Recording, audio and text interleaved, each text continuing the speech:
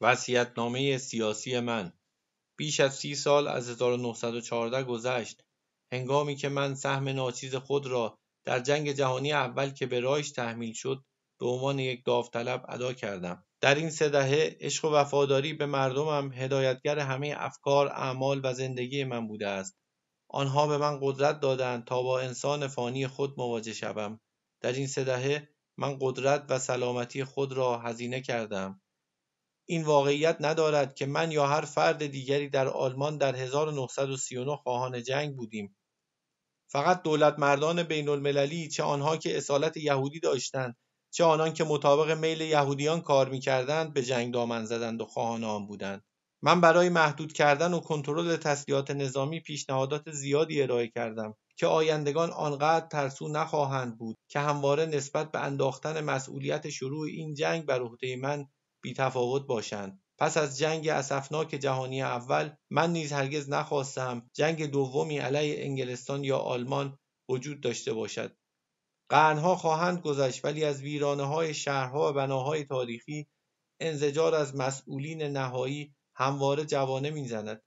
کسانی که باید آنها را باعث و بانی همه اینها بدانیم: یهودیت بین المللی و نوکرانش. دقیقاً 3 روز قبل از آغاز جنگ آلمان و لهستان، راه حلی برای مشکل آلمان لهستان به سفیر انگلستان در برلین پیشنهاد کردم. کنترل بین المللی همانند موضوع سار. نمیتوان این پیشنهاد را هم به دروغ رد کرد.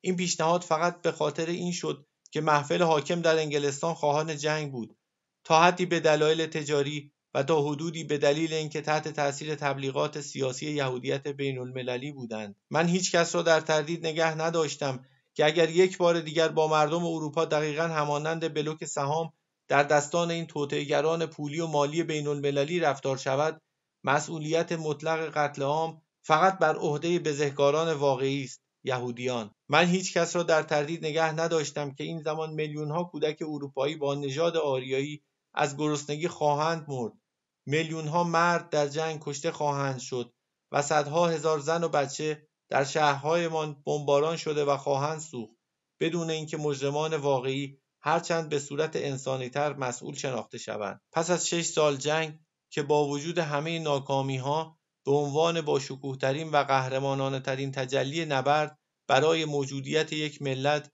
روزی در تاریخ ثبت خواهد شد، نمیتوانم شهری که پایتخت این رایش است را ترک کنم. از آنجا که نیروهای ما ناچیزتر از آن هستند تا در برابر حمله دشمن پایداری کنند، و از آنجا که مقاومت ما توسط موجوداتی که همانقدر کورند که بی شخصیت تضعیف شد، قصد دارم شریک سرنوشت میلیون‌ها نفری شوم که ماندن در این شهر را انتخاب کردند.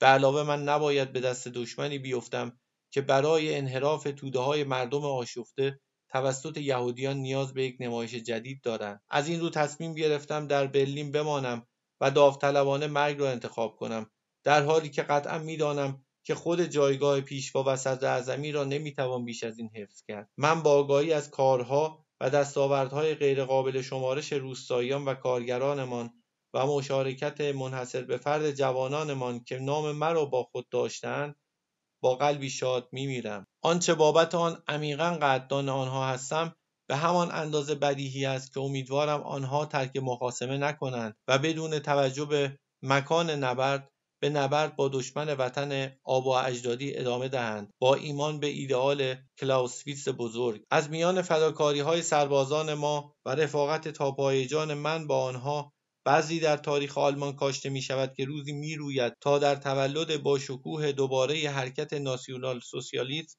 در ملتی به راستی متحد پیش قدم شود. بسیاری از دلیرترین مردان و زنانمان سوگند یاد کردند که زندگی خود را تا آخر به زندگی من پیوند دهند. من از آنها خواهش کردم و در نهایت به آنها فرمان دادم چنین نکنند، ولی نقش خود را در مخاصمه بعدی ملت ایفا کنند. من از رهبران ارتش، نیروی دریایی و نیروی هوایی خواستم تا روحیه ناسیونال سوسیالیست سربازانمان را از هر طریق تقویت کنند، با تاکید ویژه بر این حقیقت که من خودم به عنوان بنیانگذار و خالق این حرکت مردم، مرگ را به استعفای بزدلانه یا حتی تسلیم ترجیح می‌دهم. تا باشد که نشانگر شرف افسران آینده ارتش آلمان باشد، همان گونه که در نیروی دریایی مان است که تسلیم یک منطقه یا شهر غیر ممکن است و مهمتر از هر چیز دیگر فرماندهانمان میبایست نمونه درخشان از جان فدا بودن در برابر وظیفه باشند. پیش از مرگ من مارشال قبلی رایش هرمان گورینگ را از حزب اخراج می‌کنم و تمامی اختیاراتی که بر اساس فرمان 29 ژوئن 1941 و بیانیه‌ام در پارلمان رایشتاگ در اول سپتامبر 1939 به وی اعطا کردم از او سلب می‌کنم. در اینجا من آدمیرال دونیتس را به عنوان رئیس رایش و فرمانده ارشد نیروهای نظامی منصوب می‌کنم. پیش از مرگ من رهبر پیشین SS و وزیر داخلی رایش هاینریش هیملر را از حزب و تمامی مناصب دولتی اخراج می‌کنم. در اینجا من گاولایتر کارل هانکه را به عنوان رهبر SS و رئیس پلیس آلمان منصوب می‌کنم و گاولایتر پاول کایسلر را به عنوان وزیر داخلی منصوب می‌کنم. جدا از خیانت به من، گورینگ و هیملر با مذاکره مخفیانه با دشمن بدون آگاهی و برخلاف میل من و همینطور با تلاش غیرقانونی برای در اختیار گرفتن دولت، شرمی غیرقابل جبران برای کل ملت برجا گذاشتند. برای ایجاد دولتی از مردان شرافتمند که وظیفه ادامه جنگ با همه آنچه در اختیار دارند را انجام خواهند داد، من به عنوان پیشوای ملت اعضای کابینه بعدی را منصوب می‌نمایم. رئیس رایش دونیتس، صدراعظم رایش دکتر گوبلز، وزیر حزب بورمان، وزیر امور خارجه سیس این کوارت، وزیر داخلی کشور گاولایتر گیزر، وزیر جنگ دونیتس، فرمانده ارشد ارتش شورنر، فرمانده ارشد نیروی دریایی دونیتس، فرمانده ارشد نیروی هوایی گرایم، رهبر SS رایش و رئیس پلیس آلمان گاولایتر هانکه، تجارت فونک، کشاورزی باکه، دادگستری سیرایک، فرهنگ دکتر شیل، تبلیغات دکتر ناومن، اقتصاد شورینگ کروسیک، کار دکتر هاب فاور، تدارکات ساور، رهبر جبهه کار آلمان و وزیر پورتفیلو دکتر ری. هرچند تعدادی از این مردان شامل مارتین بورمن، دکتر گوبلز و دیگران همراه با همسرانشان با اراده آزاد به من میپیوندند، در حالی که نمیخواهند تحت هیچ شرایطی پایتخت را ترک کنند و آماده‌اند تا با من بمیرند، از آنان درخواست میکنم که خواهش مرا بپذیرند و سعادت ملت را موافق احساسات خود قرار دهند. آنها با کار خود